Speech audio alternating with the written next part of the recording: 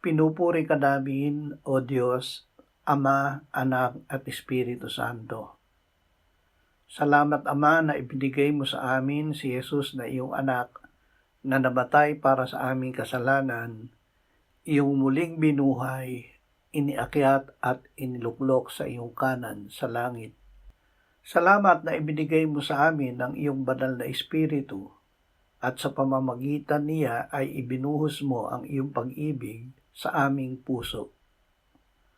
Panginoong Hesus, ang iyong salita na inilagak mo sa aming puso ay susundin namin dahil ibig namin na maging tunay na mga alagad mo. Ang iyong salita at katotohanan ang nagpalaya sa amin sa pagkaalipin sa kasalanan. Salamat sa iyong pagtitiyak na kami ay tunay ng malaya. Amen.